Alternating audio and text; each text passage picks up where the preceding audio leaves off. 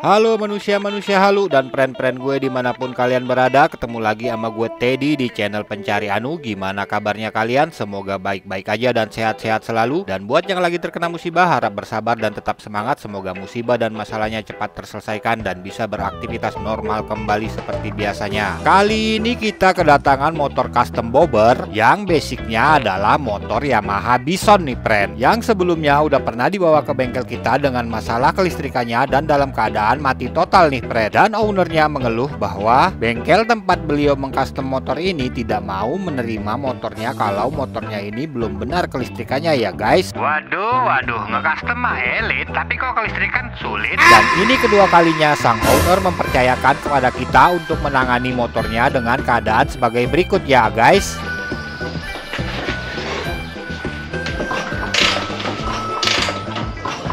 Suara klep pakai tangan lagi kenapa?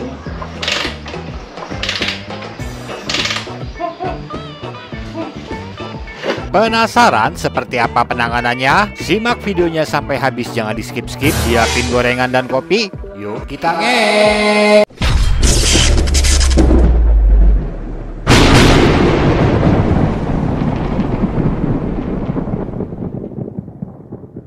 Langsung aja kita copot knalpotnya yang segede gaban ini ya friend ya. Lanjut lagi kita buka baut-baut pemersatu bangsa yang membelenggu tutup kopheadnya yang di bagian sebelah kanan ya guys. Pindah posisi ke bagian motor yang di sebelah kiri. Langsung aja kita copot selang bensin yang menuju karburator, lalu kita tumpet menggunakan baut ya guys. Berikutnya kita lepaskan tali gas yang masih menempel pada karburator ya adik-adik. Terus kita buka lagi baut-baut pemersatu bangsa tutup kopheadnya yang posisinya berada di bagian sebelah kiri ya guys. Lanjut lagi kita lepaskan baut bracket yang menempel pada blockheadnya ya friend. Kemudian kita kendorkan baut klem karburator yang menuju intake. Terus kita lepaskan karburatornya ya guys. Dan beginilah kondisi karburatornya, masih original, kotor pemakaian dan aman-aman aja ya friend. Lanjut lagi kita lepaskan dua baut bracket blockheadnya yang berada pada rangka motor ya guys. Terus kita buka penutup kopheadnya dan beginilah keadaan kopheadnya friend. Lanjut lagi kita buka tiga baut pemersatu bangsa yang membelenggu tutup gear sentriknya ya adik-adik. Kemudian kita buka penutup top magnetnya, baik yang besar maupun yang kecil ya guys. Terus kita buka baut gear sentriknya menggunakan impact sakti andalan kita. Lalu kita lepaskan gear sentriknya dari tempat dimana beliau berasal ya guys. Berikutnya kita lepaskan 4 baut panjang pemersatu bangsa yang membelenggu blockheadnya ya guys. Dilanjut dengan membuka 2 baut pemersatu bangsa yang membelenggu blok pistonnya ya friend ya. Kemudian kita lepaskan blockheadnya dari tempat dimana beliau berasal. Dan mari sama-sama kita cek ada kerungkatan apa pada ruang bakarnya.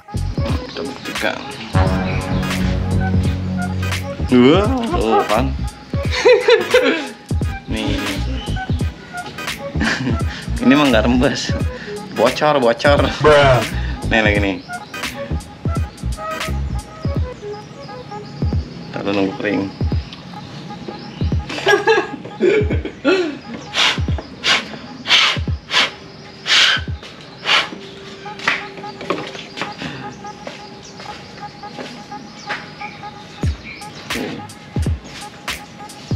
Ya. Nah, di situ penyakitnya ya guys ya. Oke, lanjut lagi kita buka 2 baut plat penahan pelatuknya ya guys. Kemudian kita lepaskan noken as dan pelatuk in X-nya juga beserta intake-nya juga ya adik-adik. Mari kita review sama-sama. Noken as masih original, kotor pemakaian dan aman-aman aja ya guys. Pelatuk in dan X-nya masih original, kotor pemakaian dan aman-aman juga. Sedangkan intake-nya ini masih original, kotor pemakaian dan aman-aman juga ya adik-adik. Berikutnya kita bersihkan ruang bakarnya menggunakan karbu cleaner. Terus kita sikat ruang bakarnya menggunakan sikat kawat supaya kerak-kerak yang menempel pada ruang bakarnya lenyap ya guys ya. Lanjut lagi kita buka per klepnya dan ternyata pemasangan per klepnya ini terbalik ya guys. Yang harusnya per yang rapat berada di bawah, sedangkan ini posisinya berada di atas. Harusnya seperti ini ya adik-adik. Waduh, penyakit. Dan beginilah kondisi per klepnya, masih original, kotor pemakaian dan aman-aman aja. Sedangkan kondisi klepnya juga masih original, kotor pemakaian dan aman-aman aja. Untung aja kagak rungkat nih klepnya klepnya. Langsung aja tanpa banyak basa-basi dan banyak bacot kita lakukan proses penyekiran klep in dan X-nya yang tujuannya untuk merapatkan gap antara klep dan seating klep agar tidak ada kebocoran lagi ya guys ya. Mari kita spill part apa aja yang diganti pada bagian blockheadnya. Packing penutup gear sentrik menggunakan original Yamaha genuine part dan seal klep menggunakan original Suzuki genuine part. Cuma dua itu aja guys yang diganti, sedangkan oli mesinnya kata ownernya udah diganti. Oke,